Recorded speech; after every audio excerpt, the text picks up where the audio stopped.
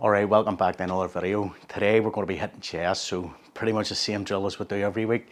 We'll start off with some flat bench, then move on to incline presses, and then we'll finish off with some dumbbell flies. I'm also going to talk to you today a little bit about how you can use exercise and specifically strength training, cardio and stuff to help you to lose weight, lose body fat if that's something that you're interested in. Anyway, let's get to it.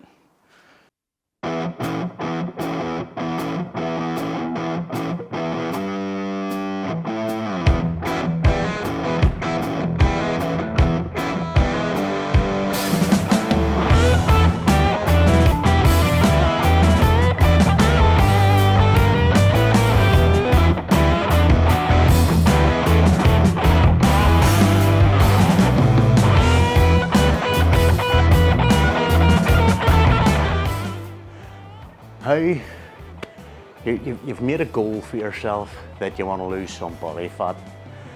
How should you exercise to lose body fat, right? Well, I'm going to give you the best piece of advice I can give you is try to reframe that question. Don't be thinking, how can I exercise to lose body fat? Think to yourself, I want to exercise to get stronger, and as a consequence of getting stronger, I'm going to lose body fat. The losing the body fat should be a side effect of getting stronger. Now, the way you do that is to make sure that not only are you doing your bits and pieces in the gym, but you're eating to get stronger as well. By eating to get stronger and exercising to get stronger, okay, so long as you're doing it, whenever you're eating in a calorie deficit, you will lose body fat. Your body has no other option. You need to get the energy from somewhere. See what I do? So where to start with all that? Well, a few videos ago, I kind of explained how to structure your workouts as a beginner whenever you're just starting out. And if you haven't watched that video, go back and watch that, because that's in order to, if your sort of secondary goal is losing body fat, then it's going to be the same kind of exercises you're doing to lose body fat as it will be for a beginner. Your heavy compound movements, start with your heavy compound movements. The reason why I say that is because your heavy compound movements burn up, they use the most amount of energy, and if body fat is your secondary goal, losing body fat's your secondary goal, then increasing your calorie expenditure should be a primary focus for you, and a good way to do that is by doing lots of heavy compound movements. So make that the foundation for everything going forward, your heavy compound movements. The next thing you want to do is make sure that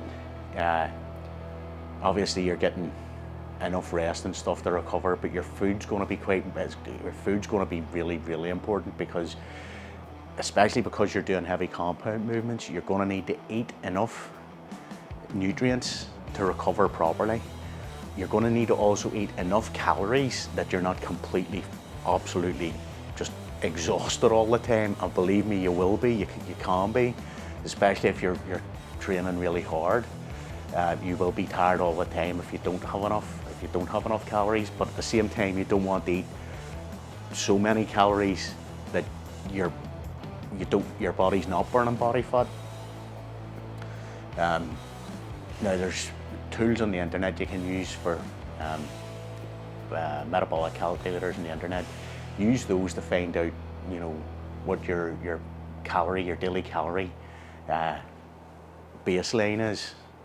And then what you want to do is try and target somewhere between 250 and 500 calories. 500 calories at the most, I would suggest, but it'll be 250 to 500 calories less than what your base metabolic rate requires. And doing that, you'll definitely lose weight. Something to be careful of is your carbohydrate intake.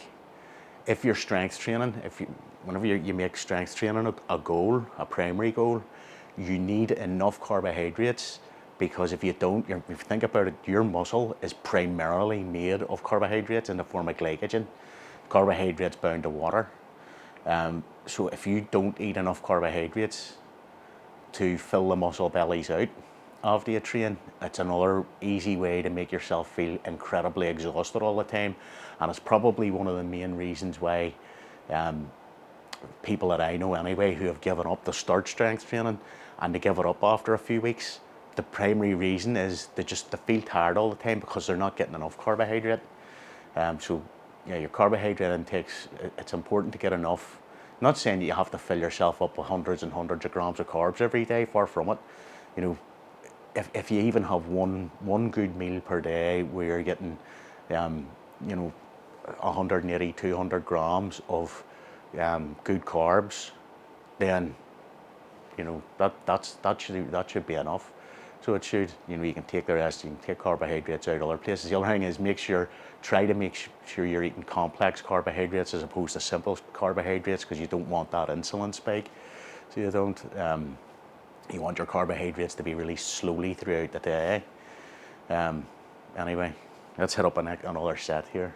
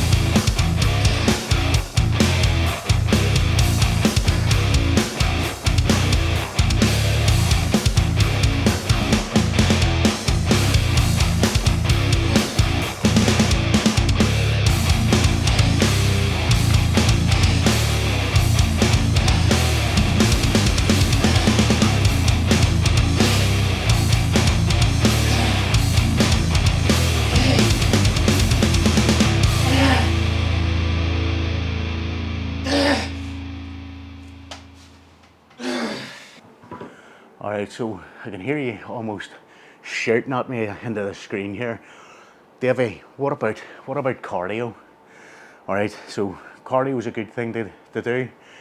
A few important things to remember about cardio. Number one, when you're starting out, and I've said this before, I'll say it again, don't try and do everything all at once. Build up to it slowly over time. Make sure you can keep it consistent. The same goes for cardio. Don't just start in like doing 2 hours of cardio every day, 7 days a week, because you won't be able to sustain it. Start off slow. Pick 2-3 days a week. Do cardio for 30 minutes at a time. The other important thing to remember about cardio is for fat loss is that your cardio should be of a moderate intensity. Don't go super high intensity with your cardio, especially if you're doing it with strength training as well, because the strength training will really take it out of you. It's really systemically fatiguing.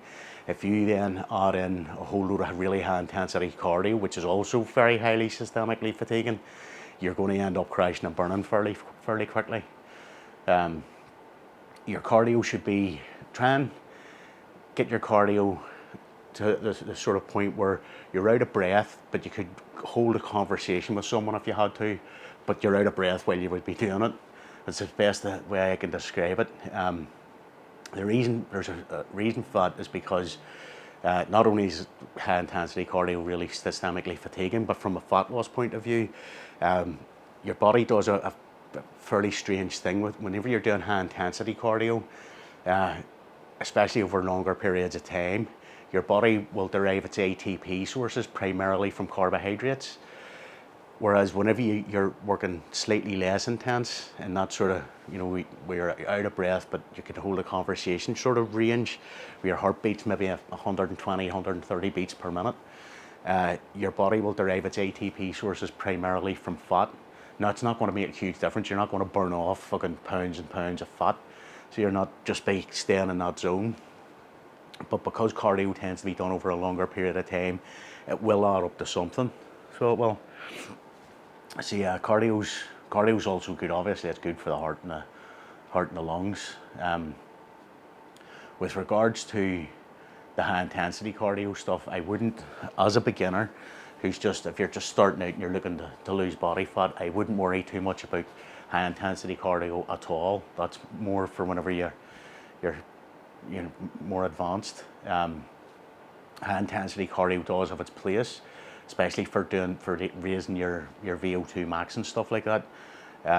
But again, that's more advanced. If you're thinking about just primarily you want to lose some body fat and get yourself a bit healthier, stick with that sort of more moderate cardio and the strength training.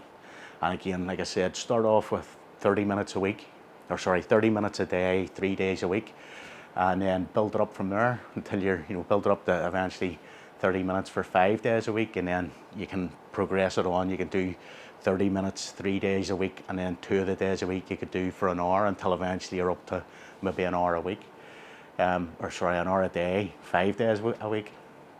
You don't even need to go that high. So you don't. I mean, the way I tend to do my cardio is on leg day. I'll only do 30 minutes of cardio because leg day, and then do an hour of cardio the other 4 days. But again, you find what suits you, and don't try and do everything everywhere all at once where you just crash and burn. Anyway, let's hit up another set here.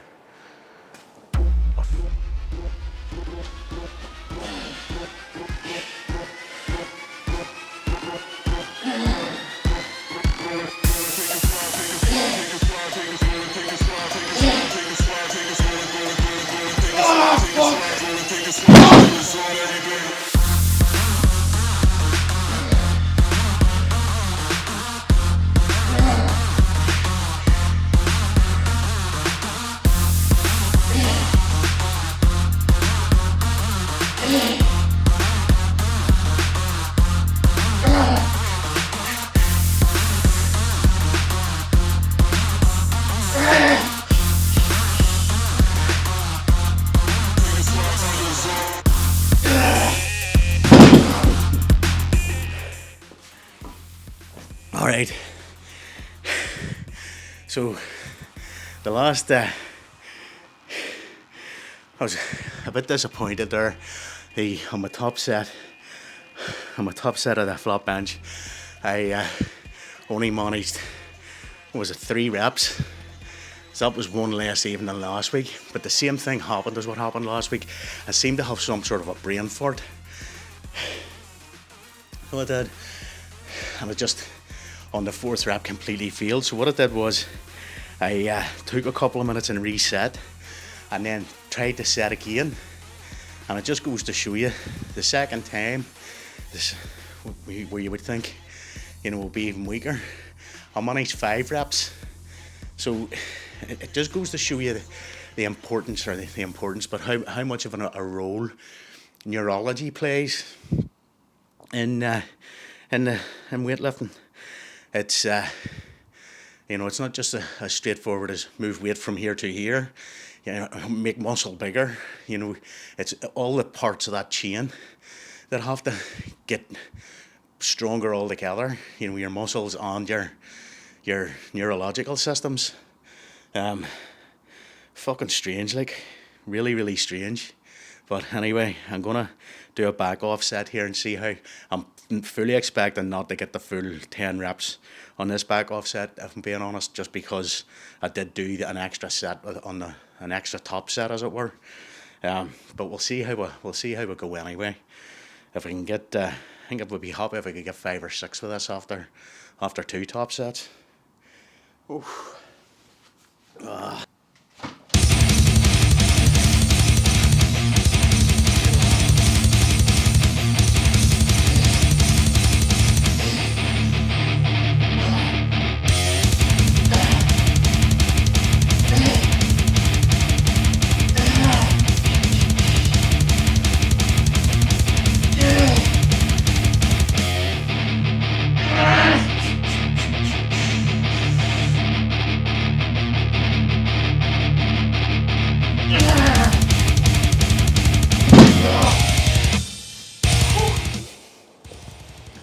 Okay, so what about fasted cardio? You hear a lot of people talking about how you should do your cardio in a fasted state, and that way you'll force your body to burn fat for energy instead of carbohydrates. To be honest, I've never seen any evidence for that, and I thinking logically to myself, it's more it's more important that you get the cardio in as opposed to getting it in when you have food in your belly or not. And the reason why I say that is because if you think about it, let's say you eat a bowl of rice before you go and do your cardio. Well, the rice is in your belly digesting, so the carbohydrates from that rice aren't available in your bloodstream anyway. Now, you could counter and say, yes, but what if like you had a simple carbohydrate, not a complex carbohydrate? Surely then your body would use those carbohydrates for energy. Well, again, your body it depends on the type of cardio you're doing. That's absolutely true if you're doing some sort of really high intensity cardio. But if you're doing a less intense cardio, then your body's still going to be trying to use fat to derive that ATP rather than the carbohydrate, even though the carbohydrate's there to be used. To me, it just doesn't make a lot of sense. And if even, let's give it the benefit of the doubt and say, yes, it is absolutely a thing. You will burn more fat by doing cardio in a fasted state than not. Now, I'm not making that concession, but let's just make the assumption that that is the case. Well, ultimately, burning the calories is going to be more important again, because if you burn more calories over the course of the day, then you're still at more of a you're still going to be in more of a calorie deficit, which is going to equate to more fat loss, regardless of if you were in a carbohydrate deficit at this point in the day and not at this other point in the day. So to me, it's just overcomplicating the equation as such. You go ahead and just fucking get the cardio in, get the right kind of cardio in, and so long as it's done, it's done. You don't need to worry about, what you had to eat an hour before, a half an hour before, or whatever. Yeah. Anyway.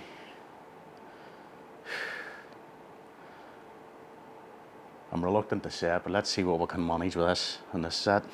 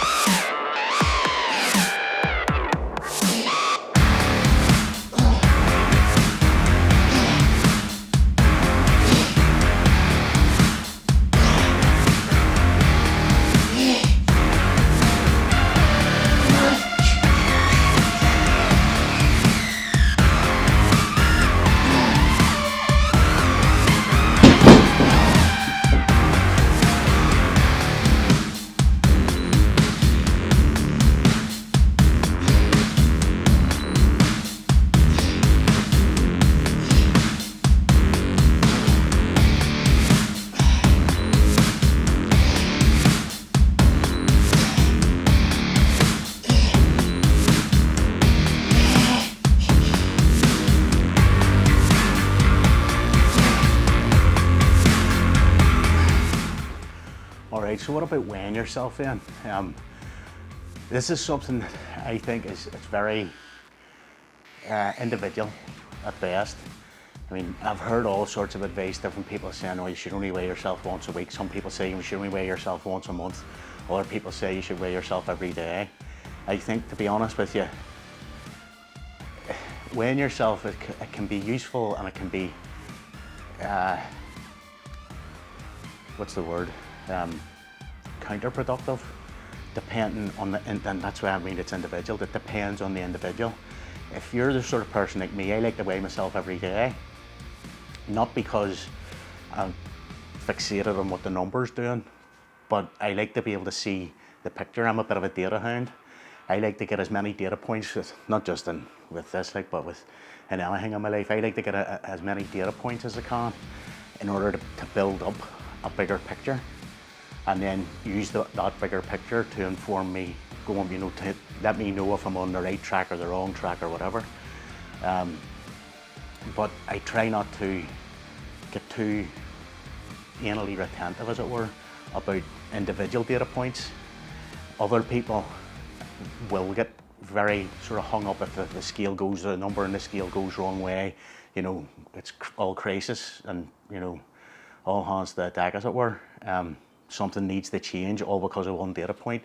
One data point tells you nothing, in my view. You need hundreds of data points to be able to tell you anything meaningful. So like I said, it's very, very individual. If you're the sort of person that you're easily discouraged if you get bad news, I would stay away from weighing myself because, and here's the hard truth of the matter, your weight will fluctuate by a fuck ton over the course of a day, over the course of a week. It's only over the course of months and months do you see a trend going either up or down. You know, your weight can, my weight can fluctuate by, you know, 2 or 3 kilos in the course of a week easily. So it can. Most of that you have to remember whenever if you are weighing yourself, most of the weight change that you see on a daily or weekly basis is water changing, because you have to remember that your body is mostly made up of carbohydrates that are bound to water. So for every 1 gram of carbohydrates, your body retains 3 grams of water.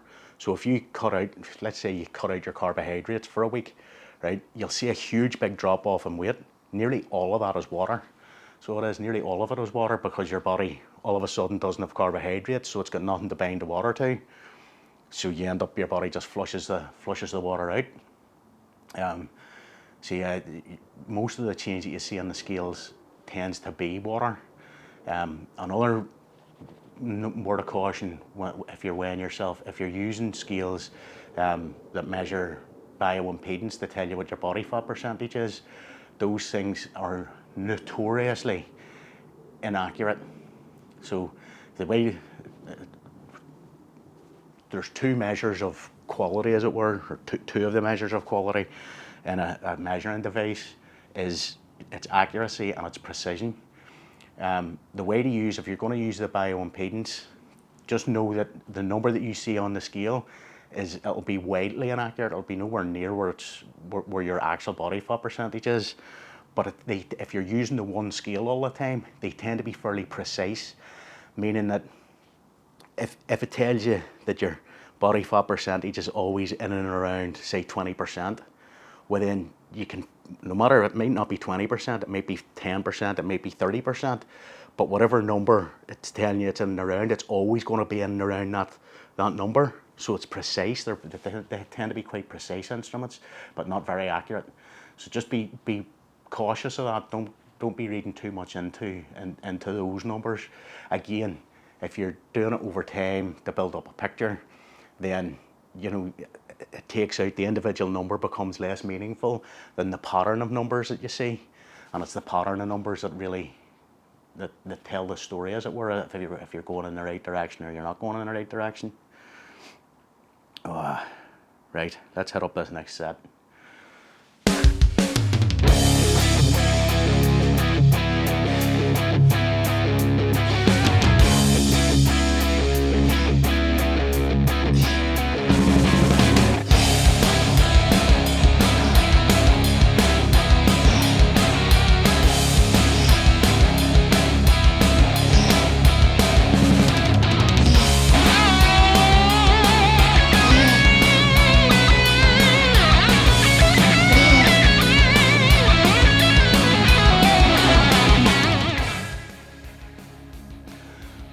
Right, the most important thing to remember when you're exercising to get stronger / lose weight or lose body fat, is that the thing that's going to play the biggest role in getting stronger and getting less fat is your food, your nutrition, and how well you're able to dial your nutrition in.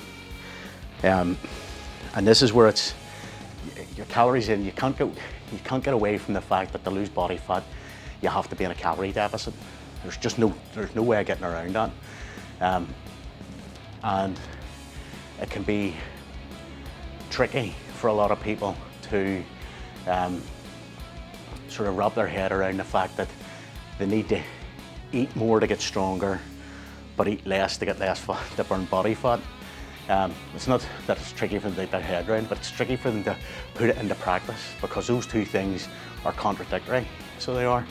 Like, ironically, if you wanted to get as strong as you could possibly get, you would be eating a calorie surplus, not a calorie deficit. But it is nonetheless, especially as a beginner, it's possible to get stronger and lose body fat at the same time. So it is. So yeah, dialing your nutrition in that's going to be the key. So, and this is why I said at the beginning, not to be thinking of weight loss as being the primary goal. Think of it as being the secondary goal, because you need to start off slowly. Get your training in place first. Once your training's in place and you're consistent with it, then you can iterate on your diet over time in order to lose weight. And the good thing is, if you do that and you're already consistent going to the gym on a regular basis, as you start to dial in your nutrition and you start to see, oh right, well, I can get more protein from this particular food, and I can get, 4 less calories from this particular group of foods, and also get enough carbohydrates and fats to satisfy my strength goals from this set of foods over here, all of a sudden you'll be able to start whittling your calories down while increasing the number of the other nutrients that you need, while at the same time you're doing everything right in the gym to allow your body to maximize on what you're giving it. So eventually, by iterating on your diet, you'll gradually get to that goal of losing weight without having to actively think about, I'm trying to lose weight. Then this is why that's so dangerous, because if you put that at the front of your mind, losing body fat and seeing the number on scale go down, if you make that the primary goal, it is so incredibly easy to tweak your nutrition in such a way as to see the number on the scale go the right way, but your strength, all of a sudden, you just destroy your strength. You lose any gains that you had. You start to lose the wrong kind of muscle. And the example I give of your reducing carbohydrates in order to see the number on the scale go down is a good way you can fall into that trap, because, like I said, carbohydrate holds on, it retains water, and the fastest way that you're going to lose weight is by getting rid of water. Unfortunately, it's not body fat you're getting rid of if you do that. Again, that's not the takeaway. I'm not trying to say that you shouldn't do no carb diets or anything like that, far from it. No carb diets do work, but they have to be dialed in right, and they're not ideal. Very low carbohydrate diets are really not ideal or suboptimal for strength training. So they are, but they will work for losing body fat if you use them properly. Yeah. Anyway, the take home is your nutrition is the key. So it is, but make sure you have.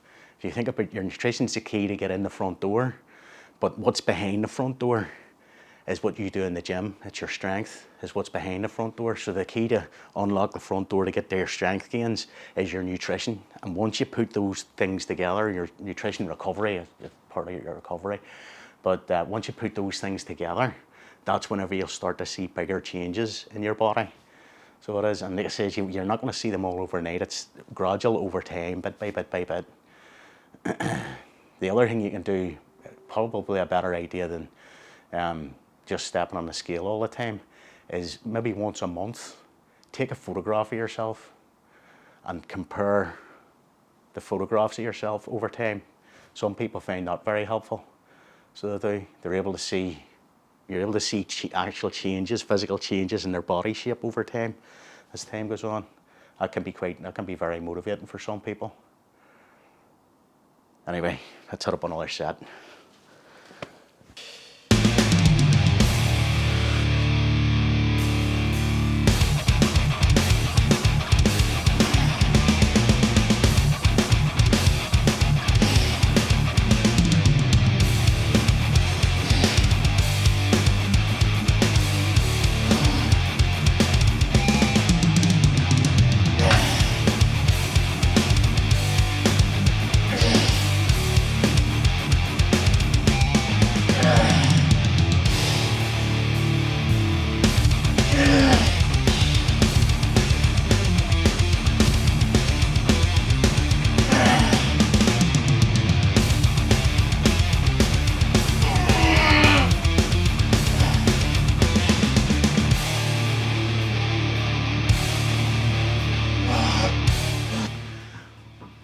the last sort of piece of the puzzle, as it were, for exercise and weight loss, fat loss, I should say, is your non-exercise activity thermogenesis.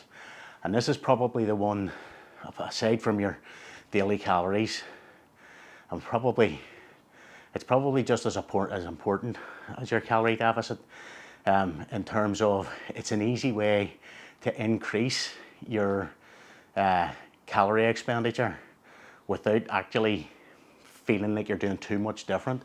So for those of you that don't know, non-exercise activity thermogenesis is the amount of energy your body burns just doing things that aren't specifically exercise, but at the same time are movements. So like the likes of what I'm doing with my hands now, this requires my body to burn energy, but it's very, very low impact. So it is, I'm not actively thinking of it, but all these little movements, so your daily steps, you know, doing chores around the house, walking to the shops or whatever, all of that stuff is your body burning calories, using calories to do work, and therefore increasing your body's calorie requirement. The reason why that's so important is because you don't consciously think of yourself as doing exercise when you're doing those things. So it's an easy way, psychologically, it's a very easy way for you to increase your daily calorie burn, as it were, without actually consciously making an effort to do that, without putting too much conscious effort into doing it, I should say. So the likes of, you know, parking a little bit further away from the shops, you know, parking at the other side of the car park instead of right next to the front door of the shops. Small things like that where you have to walk a few extra steps. Sure, you have to walk a few extra steps. It's not that big a deal. Do you know what I mean? But if you do that often enough and for long enough, all of a sudden you could raise your calorie expenditure by a surprisingly large amount. So you could maybe an extra 200, 300 calories a day just by doing a little bit more sort of ephemeral stuff that you would have to be doing anyway, so it doesn't really feel like too much. And that's the easiest way to up your calorie expenditure without having to think about it. So I've done an awful lot of talking today about doing your strength training in the gym and you know, your cardio work, and those things are important, very important, don't get me wrong, and they're a good starting point. So they are. You could use the NEAT as a starting point too. But your non-exercise activity it's really important to just try and put the icing in the cake, just to make sure that you're in that calorie deficit on a daily basis. And once you have the calorie deficit, you will be losing body fat. There's no two ways. Your body can't do anything but lose body fat once you're in a deficit. So it can't. So that's the ultimate goal if you're looking to burn body fat. But again, your calorie deficit is the ultimate goal if you're looking to burn body fat. But think of it in terms of, and I can't stress this this enough, the importance of framing it in your mind that you're training for strength. You're training for strength, and all the rest of the things that you do is in service of becoming stronger. So it is. So the likes of your cardio, when you're doing that sort of low intensity or medium intensity cardio that I talked about earlier, you'll actually your body will be prompted to grow capillaries down into the muscle cells to feed more oxygen and nutrients to the muscles, and therefore help you when you're doing your strength training in the gym by doing the cardio there. So well, and it's the same with your non-exercise activity. By raising your metabolic rate and becoming a bit more metabolically active, that metabolic activity will carry over into the gym. So it will. So now your body's primed to do more work in the gym, lifting weights to become stronger. And as a side effect of all that other stuff, because your base metabolic rate is higher through the day, when you're actually doing all these different forms of work and exercise, at night your body will go into a much deeper sleep. So your base metabolic rate will drop overnight while you're sleeping in order to allow your body to recover from what it did during the day. So your recovery becomes better, aiding your strength. Right, let's hit up the last set here.